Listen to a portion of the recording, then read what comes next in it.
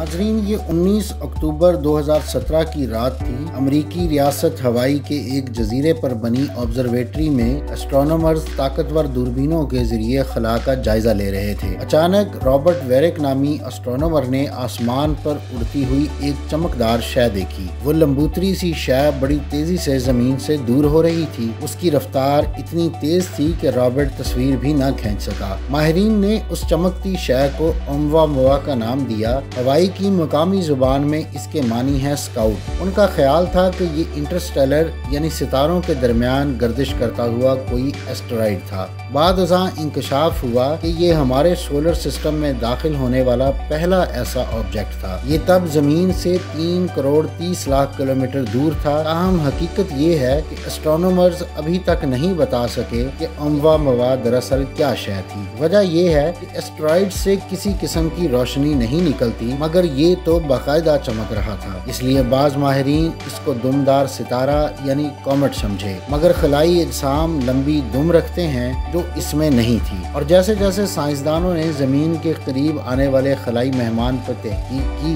وہ اتنا ہی زیادہ پراسرار ہو گیا۔ پروفیسر ایوی لوئب امریکہ کی ہارورڈ یونیورسٹی سے منسلک اسٹرونومر ہیں، اور جب انہیں اومواموا کی بابت علم ہوا تو وہ بھی اس میں دلچسپی لینے لگے۔ انہوں نے اپنی ٹیم کے ساتھ خلائی مہمان کی مختلف خصوصیات کا جائزہ لیا، اور اس تحقیق کا یہ نتیجہ نکلا کہ پروفیسر کے مطابق اومواموا کوئی سیارہ یا دمدار ستارہ نہیں بلکہ ایک خلائی جہاز تھا۔ ان کے مطابق یہ خلائی جہاز ایسی مخلوق کا تھا جو وسیع کائنات کے کسی اور سیارے یا ستارے میں قیام پذیر ہے۔ انہوں نے یہ دعویٰ بھی کیا کہ یہ خلائی جہاز ستاروں کی روشنی یعنی دھوپ کو بطور ایندھن استعمال کرتا ہے۔ پروفیسر کی تحقیق نے سائنسدانوں میں ہلچل مچا دی۔ ظاہر ہے یہ بہت بڑا دعویٰ تھا۔ بعض سائنسدانوں نے ان سے اتفاق کیا، دیگر کا کہنا تھا کہ پروفیسر کوئی ٹھوس ثبوت سامنے نہیں لا سکے، مگر ان کی تحقیق نے بہرحال قرآن پاک کے ایک نظریے پہ مہر تصدیق ثبت کر دی کہ کائنات میں زمین کے علاوہ دیگر ستاروں یا سیاروں پر بھی جاندار موجود ہیں۔ یہ امر حیرت انگیز ہے کہ سائنس نے اب آ کر جو سچائی جانی وہ 1400 سال قبل ہی اللہ تعالیٰ قرآن پاک میں بیان فرما چکے ہیں۔ انسان کو کائنات کے اسرار جانتے ہوئے صرف 100 برس کا عرصہ ہوا ہے، یعنی جب سے جدید سائنس نے جنم لیا۔ تاہم اس سے قبل وہ اسٹرونومی کی بنیادی معلومات ہی رکھتا تھا۔ 20ویں صدی میں اس نے طاقتور دوربینیں بنا لیں جن سے کائنات کی گہرائیوں میں جھانکنا ممکن ہو گیا۔ رفتہ رفتہ ایسے جدید آلات وجود میں آ گئے جو کائنات میں بکھری غیر مرئی گیسوں، شعاؤں اور ذرات کا کھوج لگا سکتے تھے۔ انہی آلات کی مدد سے یہ حیران کن انکشاف ہوا کہ کائنات میں نہ دکھائی دینے والا ڈارک میٹر اور ڈارک انرجی پھیلے ہوئے ہیں۔ حقیقتاً انسان کائنات کا صرف 5% مادہ ہی دیکھ سکتا ہے، بقیہ 95% مادہ ڈارک میٹر اور ڈارک انرجی ہے جو ہمیں نظر نہیں آتا۔ جدید اسٹرونومی کے بنیادی نظریات یہ ہیں کہ ہماری کائنات 13.5 ارب سال پہلے وجود میں آئی۔ اس سے قبل ہر قسم کا مادہ ایک نقطے میں جمع تھا، پھر اچانک ایک دھماکہ ہوا اور یہ پھیلنا شروع ہو گیا۔ اسی مادے سے ستارے، سیارے وغیرہ وجود میں آئے، اور اس پھیلاؤ کو بگ بینگ کا نام دیا جاتا ہے۔ قرآن پاک میں اللہ تعالیٰ نے بھی فرمایا ہے کہ ہم نے کہا ہو جا اور کائناتوں نے جنم لے لیا۔ اب ہماری کائنات مادے، ریڈیشن اور نہ نظر آنے والی توانائی پر مشتمل ہے۔ ناظرین، روشنی کائنات کی تیز ترین شے ہے جو فی سیکنڈ 1,86,200 میل کی رفتار سے سفر کرتی ہے،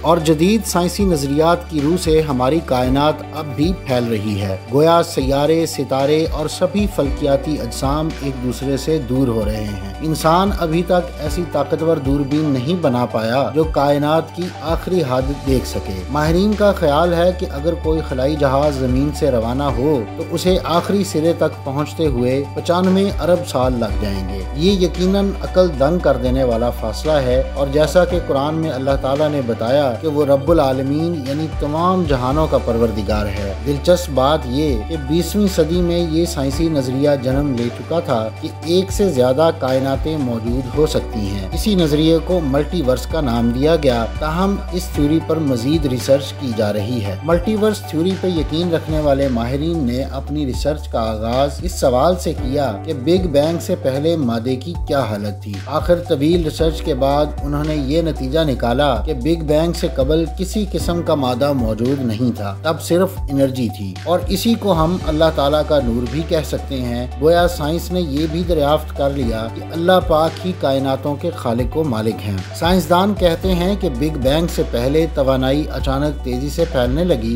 इस फैलाव की रफ्तार रोशनी की रफ्तार से भी ज्यादा थी। इस फैलाव ने स्पेस को भी फैला दिया और आखिर एक वक्त ऐसा आया कि तवानाई ने मादे को जन्म दिया, मगर सिर्फ 5% तवानाई मादे में तब्दील हुई, जबकि बकिया कायनात में फैल गई। माहिरीन ने इस नजरिए को कॉस्मिक इन्फ्लेशन का नाम दिया। इस अमल के आखिर में बिग बैंग हुआ। ये वाज़ेह रहे कि तवानाई का फैलाव और बिग बैंग का आगाज निहायत तेजी से अंजाम पाया, माहिरीन की रूह से 1 सेकंड के खरबवें हिस्से में। और जब माहिरीन को मालूम हो गया कि बिग बैंग से पहले सिर्फ तवानाई मौजूद थी, तो उन्होंने इसे मरकज़े तहकीक बना लिया। साइंस ये कहती है कि तवानाई दिखाई न दे तब भी वो इंतहाई छोटी सतह पर भी कोई ना कोई फिजिकल वजूद जरूर रखती है। बेशक वो फिजिकल वजूद आंख से दिखाई न दे, तब भी वो बहरहाल मौजूद होता है। साइंसी जुबान में ऐसा वजूद क्वांटम कहलाता है। जब साइंसदानों ने कॉस्मिक इन्फ्लेशन थ्योरी को क्वांटम थ्योरी की रोशनी में चेक किया, तो इंकशाफ हुआ कि तवानाई का फैलाव हर जगह अचानक खत्म नहीं होता,